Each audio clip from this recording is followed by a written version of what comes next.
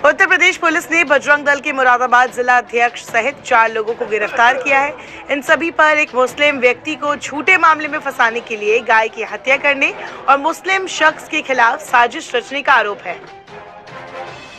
आरोपियों की पहचान मुरादाबाद जिले के चेतरामपुर गांव के रहने वाले शाहबुद्दीन, बजरंग दल नेता मोनू बिश्नोई उर्फ सुमित और रमन चौधरी, राजीव चौधरी के तौर पर हुई है। पुलिस के मुताबिक शाहबुद्दीन ने मकसूद नाम के एक व्यक्ति को जेल में डालने के लिए बजरंग दल के कार्यकर्ताओं की मदद ली थी। उसे फंसाने के लिए गौ हत्या जैसे मामले की साजिश रची गई। पुलिस ने इस मामले पर ज्यादा जानकारी शेयर करते हुए बताया है कि 16 जनवरी को कांवर पथ से एक गाय का सिर बरामद किया गया था। ये रास्ता श्रावण माह के दौरान ज्यादातर हिंदू तीर्थयात्रियों के हरिद्वार जैसे धार्मिक स्थलों पर जाने के लिए अहम रास्ता माना जाता है।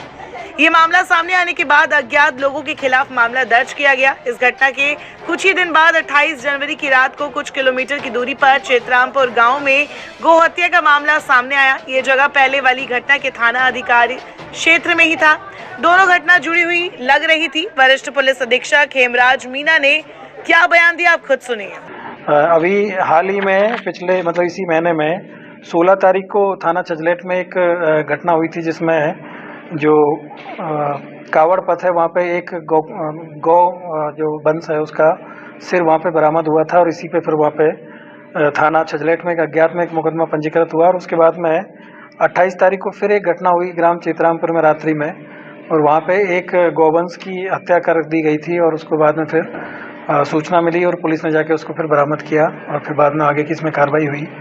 और दोनों जो घटना है वो कुछ आपराधिक रूप से जिस तरह से घटनाएं होती है वो संदिग्ध प्रतीत हो रही थी। और चूंकि जो घटनाओं की जिस तरीके से सूचना मिली और जिस तरीके से पुलिस को इन घटनाओं की जानकारी दी गई, उससे एक शक हो रहा था कि ये घटना प्लानिंग के तहत की गई है और ये सिर्फ गौकसी के लिए नहीं की गई है, बल्कि इसमें और भी जो इनका कोई हिडन एजेंडा है।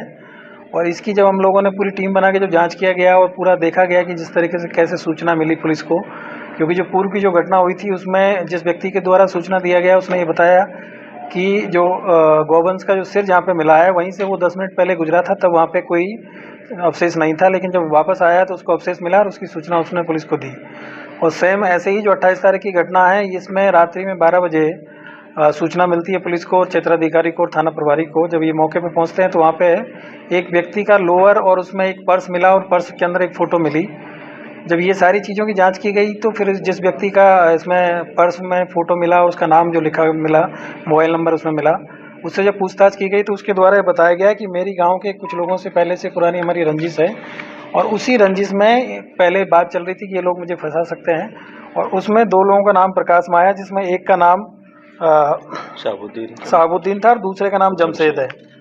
ये अपने जो विपक्षी है उसको जेल भिजवाने के लिए इन लोगों ने इस घटना में जो मुख्य रूप से जो मोनू बिश्नोई है, राजीव चौधरी है, रमन चौधरी, ये लोग थाना छजलेट पे और थाना काट पे अक्सर अपने काम कराने के लिए और इलीगल काम कराने के लिए पुलिस के ऊपर दबाव बनाते रहते हैं। और इसी में इनकी अभी पिछले दिनों जो मोनू बिश्नोई है, ये 307 में जो अपराध में यहाँ जो थाने पे कुछ लोग गए थे उनके साथ में इन्होंने मारपीट किया, थाने के बाहर ही इनकी गिरफ्तारी की गई थी, इनको जेल भेजा गया था। और फिर उसके बाद से दोबारा इन्होंने फिर आके वही काम करना शुरू किया। और फिर जब पुलिस इनकी बात नहीं मानती थी तो इसी को लेकर इन्होंने ये पूरी प्लानिंग की। और गाय को भी इन्होंने, जो एक विमला देवी नाम की महिला है, उसके घर से चोरी करके ले गए थे रात में, और रात में इन्होंने ले जाकर इसको काटा है। तो इस तरीके से ये जो दोनों घटना है ये शुरू से ही अपने जो नेचर में संदिग्ध प्रतीत हो रही थी।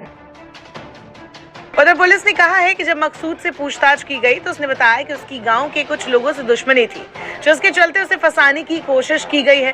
पूछताछ में शाहबुद्दीन और जमशेद का नाम आया। इन लोगों ने मकसूद को जेल भेजने के लिए मोनू बिश्नोई, राजीव चौधरी और रमन चौधरी की मदद ली थी। पुलिस ने इलेक्ट्रॉनिक सर्विलांस, मोबाइल लोकेशन और अन्य साक्ष्य के आधार पर साजिश का पर्दाफाश किया है। अब इस मामले में आरोपियों पर गंभीर धाराएं लगाई गई हैं और उन्हें सलाखों के पीछे भेज दिया गया है।